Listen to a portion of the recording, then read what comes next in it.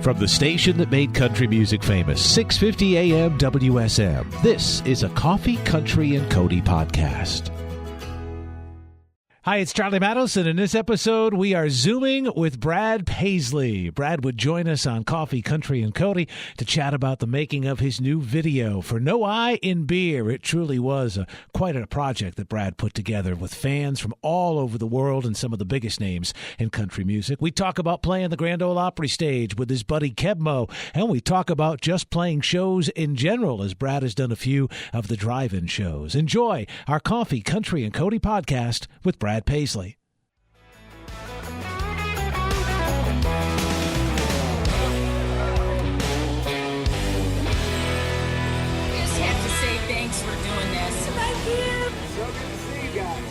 Beer and camaraderie might be soothing salves in this time.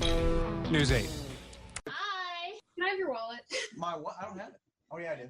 Did you say have your wallet? Yeah. That's what I heard that too.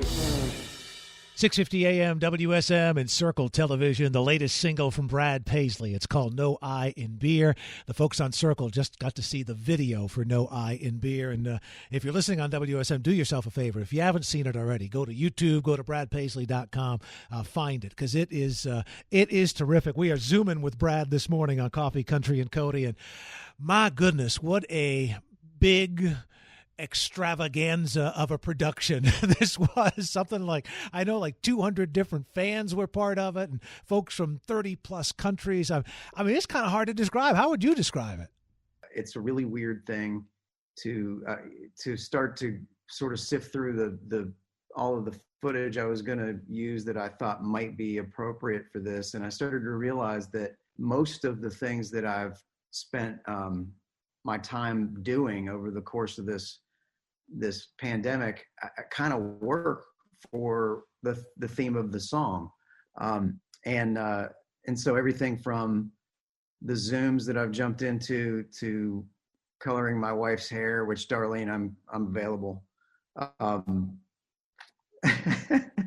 to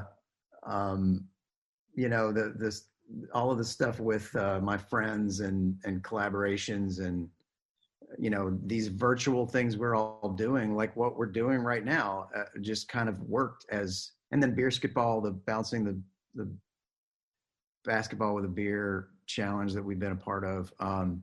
It all just kind of worked into this thing. And the other thing was, when I first rewrote this song to fit the times we're in, one of the main changes had to be the opening line, which was the original opening line was, "There's a bunch of people coming over," and I knew that wasn't the right sentiment. And it becomes a much better song when it's "Wherever you are tonight, whatever you're going through." And so to have all these foreign countries, all these people everywhere from Ireland to Wuhan, China, on this video, who are literally in those locations, gives it so much more gravity.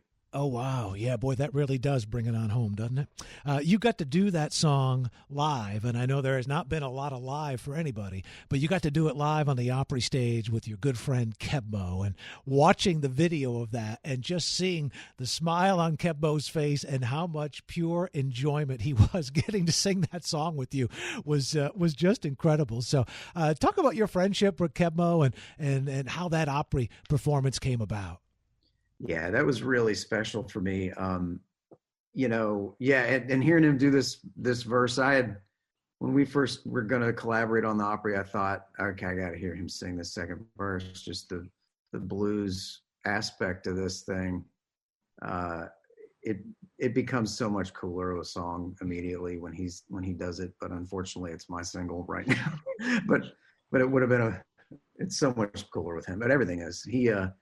The way that came about was, originally they had booked me on the Opry that day, and also it was going to be Jimmy Buffett's debut, and then Jimmy couldn't come in, so they said, it was a few weeks out, and they said, who would you like to, share the stage with? And Kev is somebody that I have enormous respect for and have a friendship with, and he's somebody I'd been having conversations with over the course of those weeks, like I think a lot of us were doing.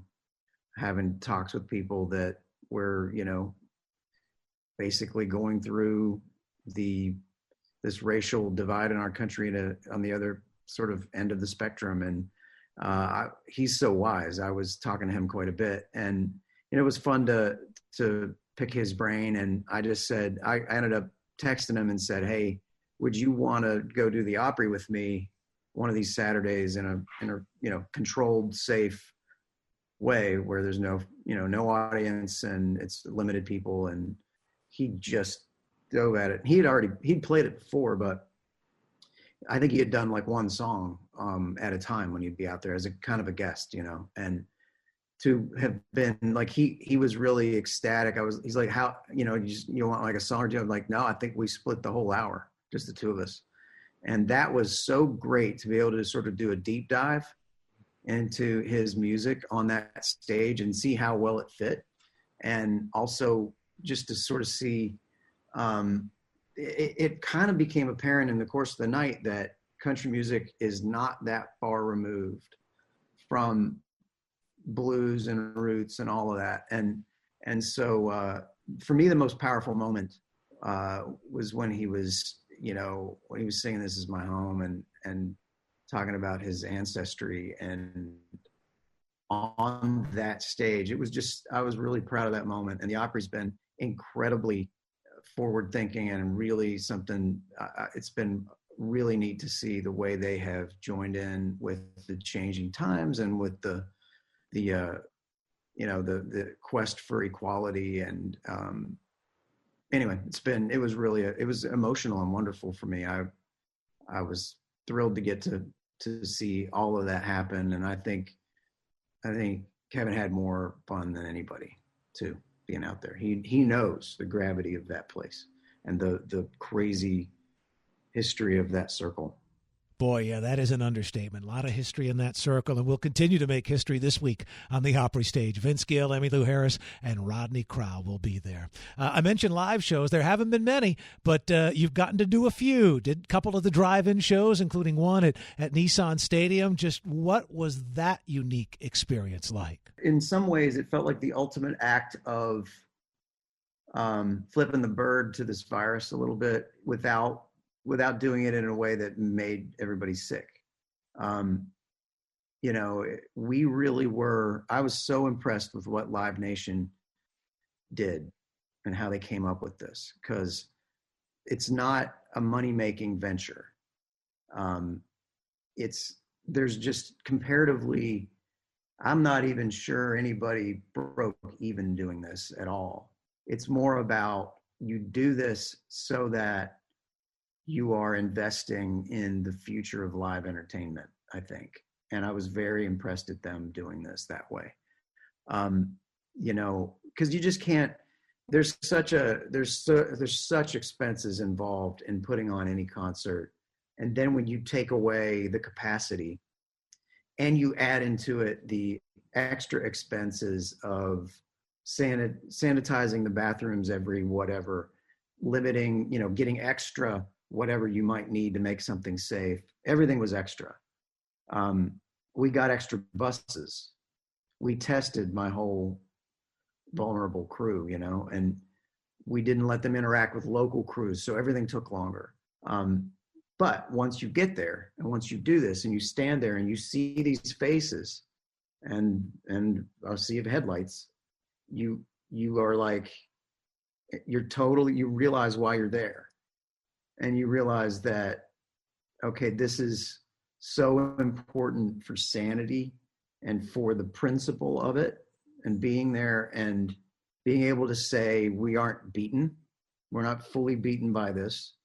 We are going to rise up and find ways to celebrate these things that we love, and it felt like the kind of thing where when this is, I said this in concert, when this is all over, I'd like to do it without the restrictions the same way. I would love to celebrate by doing the biggest drive-in thing you can imagine, but you can go say hi to the other cars, you can have a beer.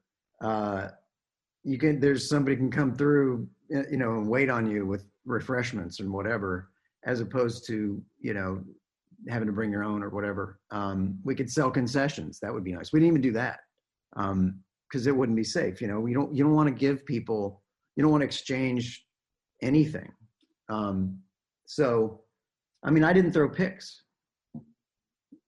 It's weird. It's just such a weird thing, but it also felt very, very emotional for me. At the same time that it was a lot of fun, and I will never forget it. And I'll never forget the kids in the front row that had signs that said, "This is my first concert." A 5-year-old down there. There was one over here, a boy, and a girl over here in St. Louis. Both of them had the "This is my first concert" big sign. And I talked to them from the stage. I was like, "You're going to grow up and you're going to be like, wow, that was my first concert during that time, that it's not always going to be like that. Trust me, kid, this is different. This isn't normal." Because he was in the front row and I couldn't have reached him with a guitar pick. He was too far away.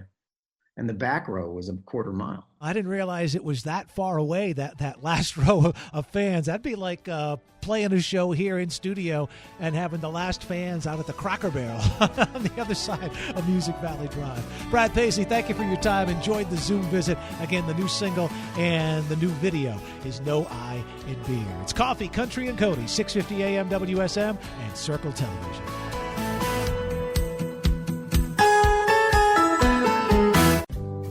Thanks for listening to our Coffee, Country, and Cody podcast. Our program director at WSM Radio is J. Patrick Tinnell. Our digital producer is Haley Hall. Marketing and promotions director is Amanda Cannon. And I'm Charlie Matos. If you like what you've heard, make sure you subscribe so you never miss an episode. And leave us a review on iTunes. It really does help new people find the show.